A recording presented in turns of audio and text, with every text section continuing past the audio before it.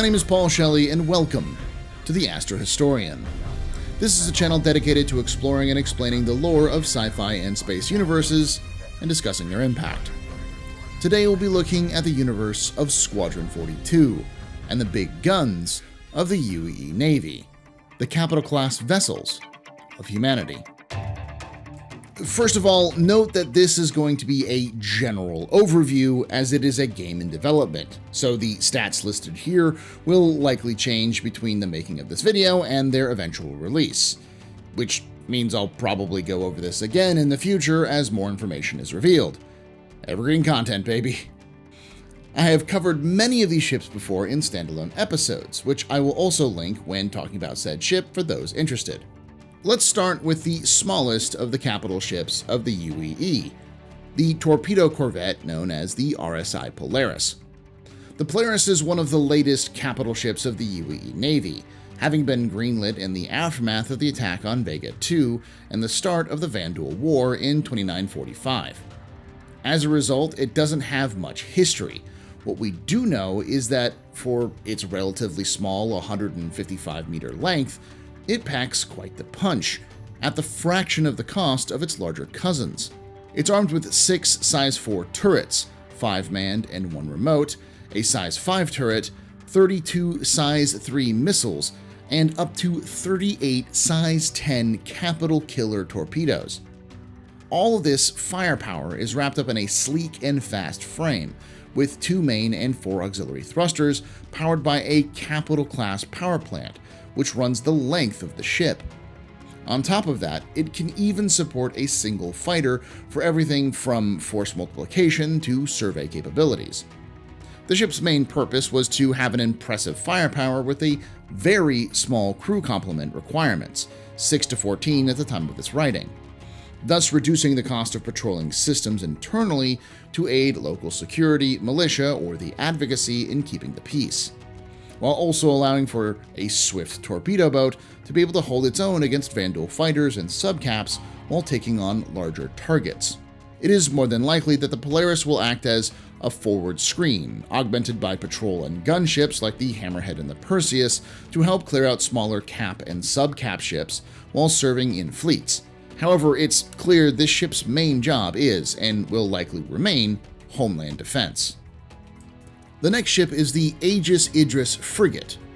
At 242 meters long, it sits almost 100 meters longer than the Polaris, and is the oldest designed capital ship still serving in the UEE Navy. The first generation of Idris was built in 2551, less than a decade after the end of the first interstellar conflict known as the First Tavaran War. Initially a corvette, it grew to the size of a frigate as its role was fleshed out in the post-war period, more specifically to help keep the peace in the now sprawling empire humanity found itself controlling. That meant its crew size had to grow with it, where today it sits anywhere from 8 to 28 crew members to fully crew, with active duty UEE Idris class ships having been known to have crews over 80 usually. The standard Idris today is bristling with firepower, with a missile launcher capable of hurling 10 size 5 missiles, 7 manned turrets with 12 size 5 and 2 size 7 mounts, and a devastating bespoke Hurston Dynamics size 10 destroyer mass driver cannon. This makes the Idris a fearsome opponent, as it can take on enemies of just about any size and stand a chance in a brawl. Adding to its range and impressive capabilities is its through-and-through hangar, able to hold up to 3 fighters and an additional snub hangar for the Argo MPUV platform of ships. You'll find most Idris-class vessels operating on their own, patrolling the interior of the UEE or supporting the standard battle groups which dot the UEE space. One of the more notable Idris-class ships is the UEES Stanton, which is the main setting for Squadron 42. Unfortunately, the ship has also begun to show its age, and rumors of the Idris beginning to be retired are abound, likely to be replaced with the Polaris corvette. The next ship in the fleet is the Aegis Dynamics Javelin destroyer. Sitting at 480 meters long, the Javelin is twice the size of the Idris, and as a result, sits comfortably in the middle of the size of capital ship range of the UEE. Designed in 2690, it is the second oldest capital ship design in the fleet, but, unlike the Idris, is still very much active and used due to the nature of its modular design. You see, when the ship was first being built, it was envisioned as a means to cover multiple missing roles in the fleet, including convoy raider, convoy defense, search and rescue, fleet ops, orbital bombardment, and more. Thus, it was designed to be flexible, with its mix-and-match modular design to allow for individual destroyers the ability to swap roles literally on the fly. Because of all of this, it was also designed to be faster than the typical capitals of its time, while also sporting impressive firepower. Speaking of its impressive firepower, it comes standard with 32 size 12 torpedoes, 13 man turrets with a combination of twin size 7 cannons for larger targets and size 4 Gatlings for smaller targets, and its main armament are 2 quad size 9 turrets which are remotely controlled. It even has a fighter bay capable of launching and recovering larger ships like the Aegis Vanguard heavy fighter.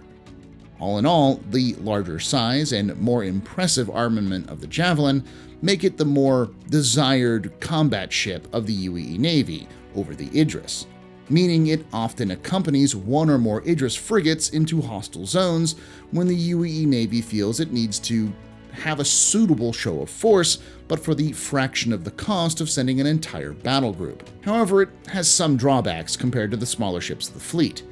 Because of its size and weapons placement, the Javelin is not intended nor fitted to be able to land and take off from most atmospheres, unlike both the Polaris and the Idris, meaning it has to be refitted and repaired exclusively at specialized stations in vacuum.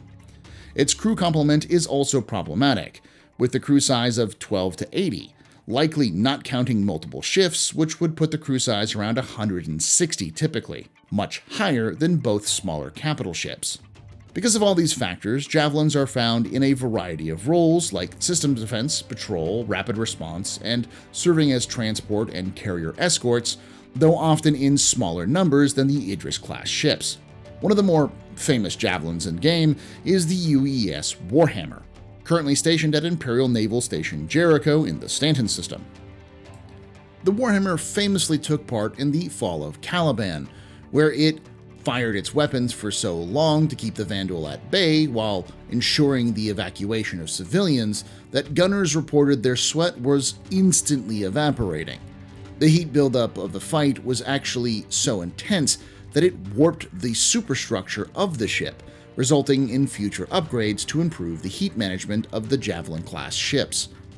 Another important Javelin is the UES Gauntlet, a ship your character serves on in the story of Squadron 42, and is present at the Battle of Vega II.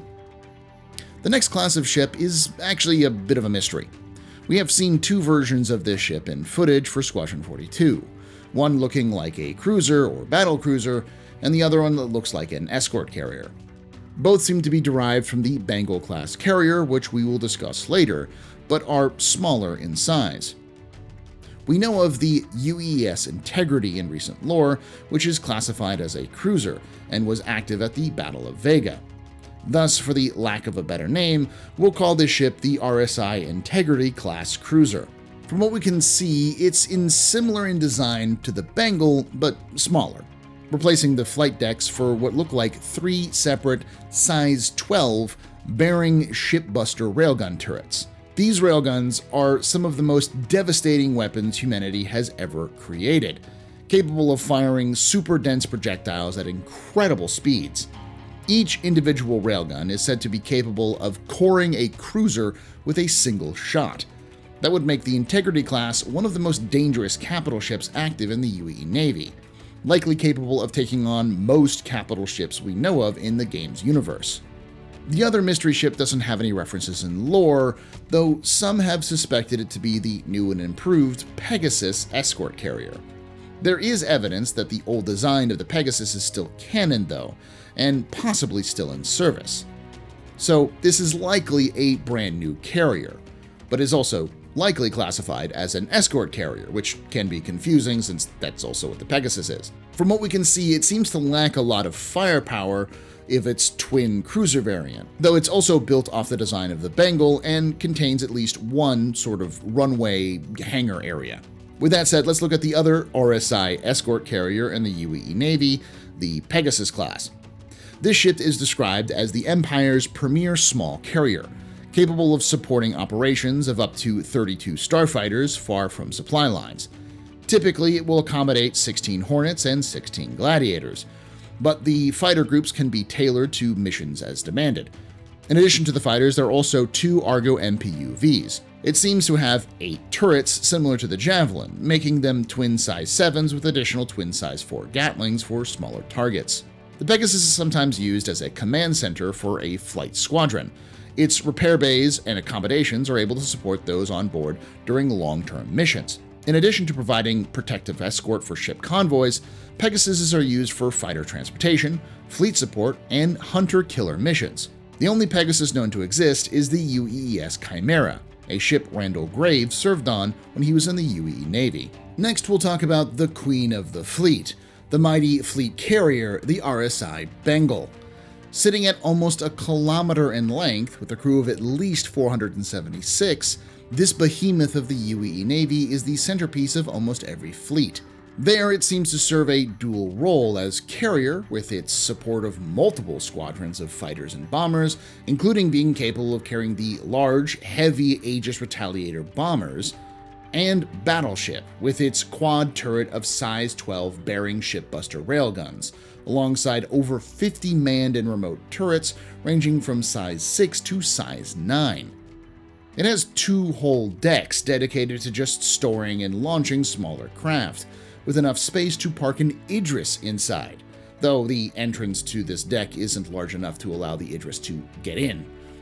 These ships are almost always commanded by some version of admiral, and act as the anchor to most battle groups and larger fleets. Thus, there are much fewer in number than any of the other capital ships in the UEE Navy, well, except for one. The final and largest ship in the UEE Navy is the mighty Retribution class super dreadnaught. At almost 3 kilometers in length, it is one of the largest ships in the known universe. In fact, it's larger than most terraforming platforms that we've seen thus far. While its full armament and crew is classified, observations of the ship indicate that it likely has 14 size 12 shipbusters, along with likely over 100 smaller weapons batteries, and a curious front that may be an even larger main gun built into the superstructure of the ship itself. The Retribution began life as Project Wadim, before the start of the Vanduul War under strict secrecy.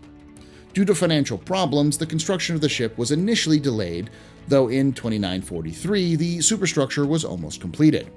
After the Battle of Vega in 2945, rumors began to swirl in the media about a reported kingship killer being made by multiple ship manufacturers working together.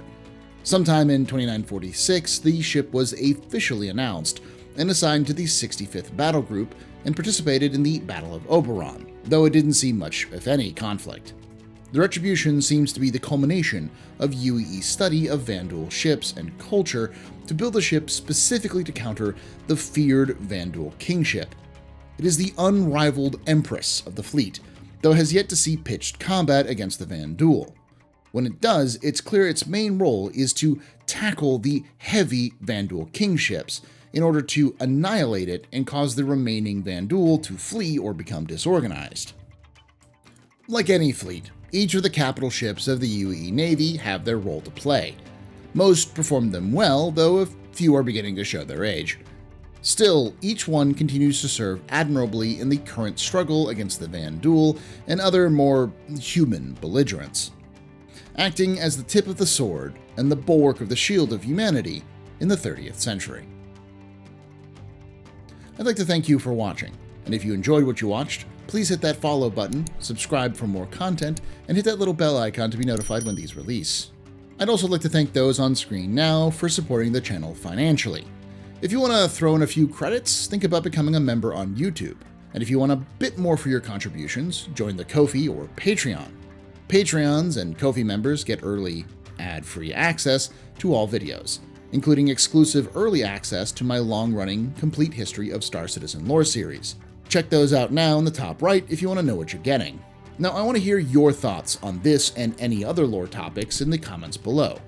And as always, remember, ex historia ad astra.